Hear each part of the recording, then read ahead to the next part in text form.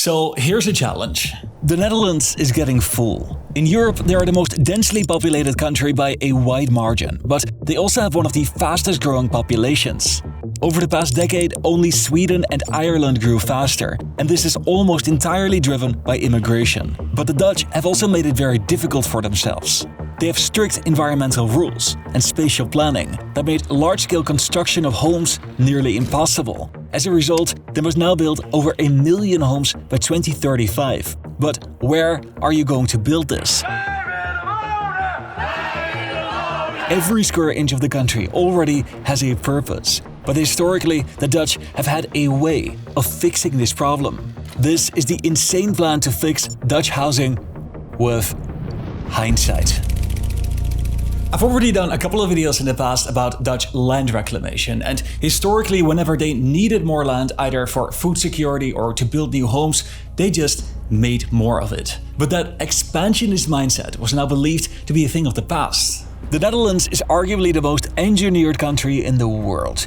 Take away all their coastal defenses and all these lands would be flooded. Such projects were often approved to fix a specific national crisis, like food security or a shortage of space to build new homes. And that option is now once again on the table. The current Prime Minister has made a point out of returning to that expansionist mindset to help solve the housing crisis, but that might be a mistake. 100 years ago, the Netherlands looked like this. The country had a large inland sea that was connected directly to the North Sea. That posed a huge risk. The communities living on its shores were exposed to tidal differences, and this became particularly dangerous when a low-pressure system pushed water along the full length of the North Sea into this inlet. And that's what happened in 1916. A strong winter storm coincided with high tide, raising water levels by 2 to 4 meters. Shortly after midnight, the dikes broke. The freezing water flooded pastures and villages, killing dozens of people. This event traumatized the nation, and something had to be done. The Dutch had long considered closing this inlet and reclaiming the land, but it wasn't until that 1916 storm that such plans finally garnered enough political support. The winning plan was suggested by Cornelis Lely. His plan was to close the inlet here, near the entrance, and to reclaim the adjoining area. The work started with these two mega projects. This was during the Great Depression of the 1930s. Unemployment was high and food security was a real issue. These projects aimed to solve both. They created jobs and they built more farmland for future use. After a couple of years of hard work, the two projects were finally finished and the dike was inaugurated with royal presence. And this would alter the landscape dramatically. The discharge from the River IJssel would gradually turn this water fresh, resulting in a collapse of the ecosystem. Fishermen lost their jobs, but the flood risk was now much more manageable. The next projects of Lely's plan were much more technically challenging. He had proposed reclaiming large areas of land, starting with the northeast polder. Food security was still the main priority. World War II had created harrowing food shortages that traumatized the nation. This land was going to improve food security for future generations. But after the war, priorities changed. Many cities in the Netherlands were destroyed, and they were now rebuilding. Many parts of the country faced widespread housing shortages. In 1948, they needed well over 300,000 more homes, which was about 15% of their total housing stock. This became a serious political issue, and the next polder was designed to help solve this. The design was updated. They added these lakes to help reduce land subsidence that was causing damage near the northeast polder, and they decided to reclaim this land in two parts. The polders became home to large urban centers. First, Lelystad, planned as a completely new city in the middle of reclaimed land. Then Almere, designed specifically to absorb population growth from Amsterdam and the wider Randstad region. The housing shortage dropped from a high in 1950 to a low in 1970, 2 years after the largest polder was reclaimed. Now, just one was remaining. They had already built the dike that closed this segment of the lake, but the housing shortage was now already somewhat relieved. In the 1970s, environmental movements grew stronger, and ecologists warned that the lake had become an important freshwater ecosystem.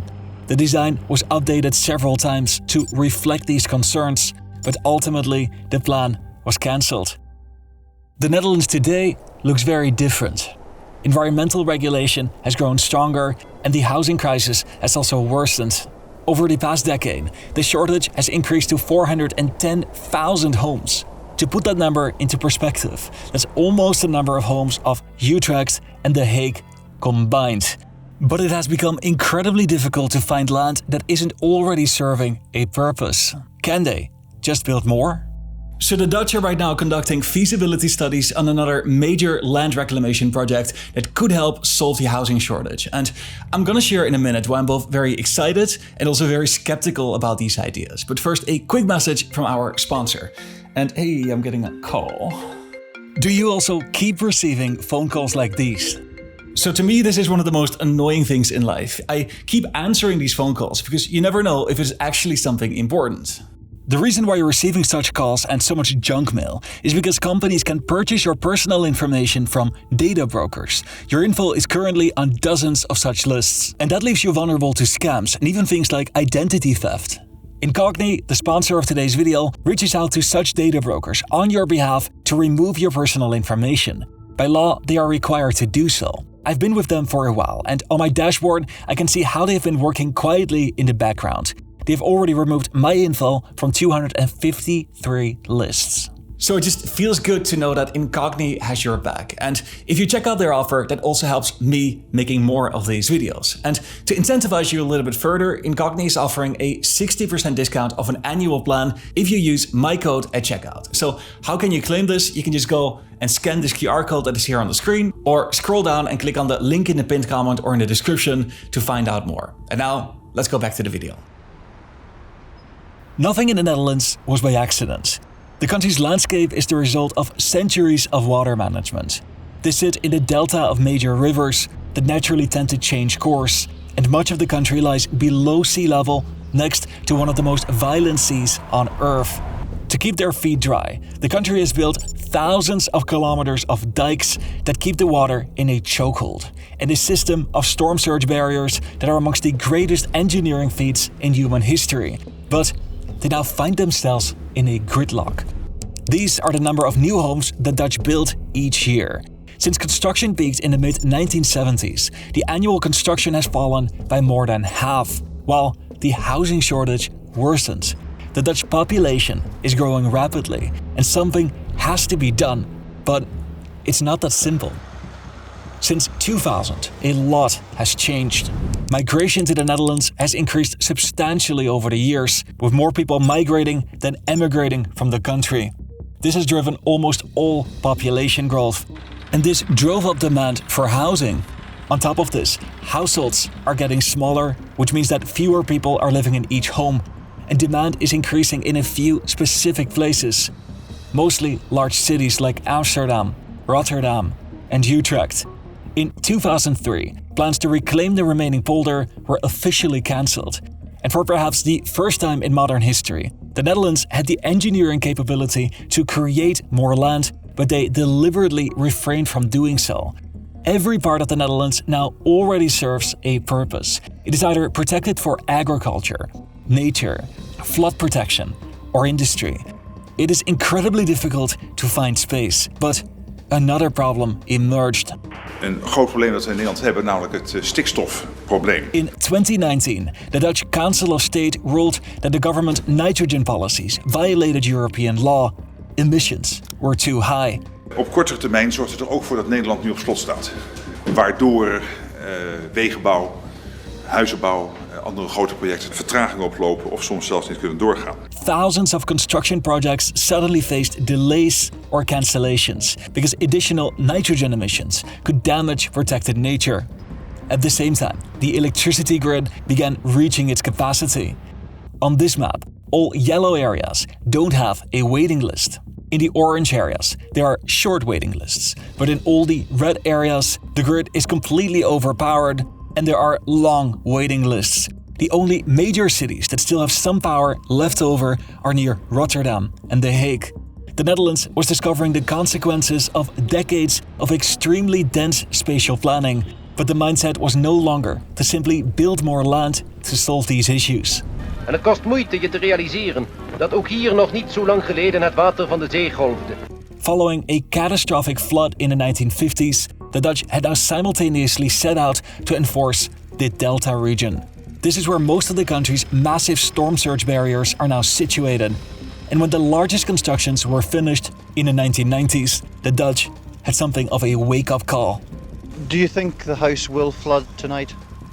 I don't hope so, but it's possible. Water levels in the Dutch rivers reached dangerous heights, posing severe flood risk. You can see the water is since 4 days is coming up, and it is for a lot of people in East is very dangerous. These events changed Dutch thinking. They realized that you cannot endlessly fight against the water, and starting in the early 2000s, the priorities were beginning to shift. The country began adapting to live with the water instead of fighting against it. They pioneered floating architecture and designed cities to have designated flood areas, all to restore some of the natural behaviors of this landscape. The reclamation of land in the Markermeer no longer fit in this new view on Dutch water management. The lake was now considered more valuable for its wildlife and its supply of fresh water, and in the early 2010s, they set out on another project. They began reclaiming an archipelago of islands close to this dike. The closure of this lake had removed the currents. Over time, the water was becoming murky and the ecosystem was suffering. These reclamation projects improved biodiversity, and they showed just how much the Dutch philosophy on water management had changed. But then came the 2025 elections. Het kan niet zo zijn dat mensen in de stad elkaar tonnen moeten overbieden, terwijl vlak buiten die stad de weilanden braak liggen. En daarom zeg ik, de belangrijkste doorbraak voor nu is alles op alles zetten om de komende jaren 10 nieuwe steden te bouwen. Jetten proposed a plan to build 10 new cities to help solve the housing crisis. Dus we moeten heel veel bijbouwen. Wij willen onder andere 10 nieuwe steden, omdat we echt grote doorbraken nodig hebben om dit voor elkaar te krijgen. One of the central ideas that already started before Jetten was to build a major new connection between Amsterdam and Almere, across the IJmeer. This could be a metro line, a rail connection, tunnel, or bridge. And for decades, the city of Almere has argued that such a connection is essential if the city is expected to expand even further. And that's where the Almere Pampas comes in.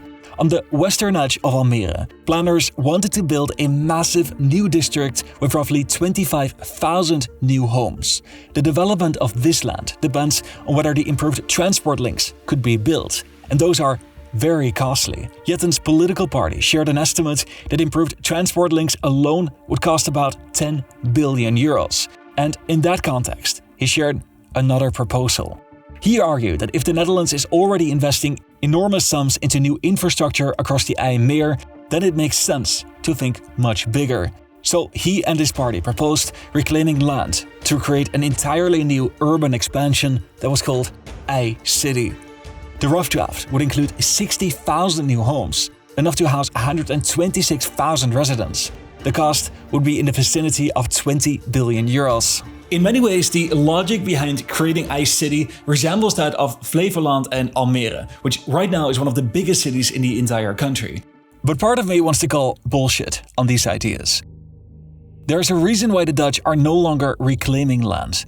The philosophy has changed, and it might seem easier and much simpler to me to make a deal with farmers to repurpose some of their land to build new cities. Jetten announced these plans during the election campaign.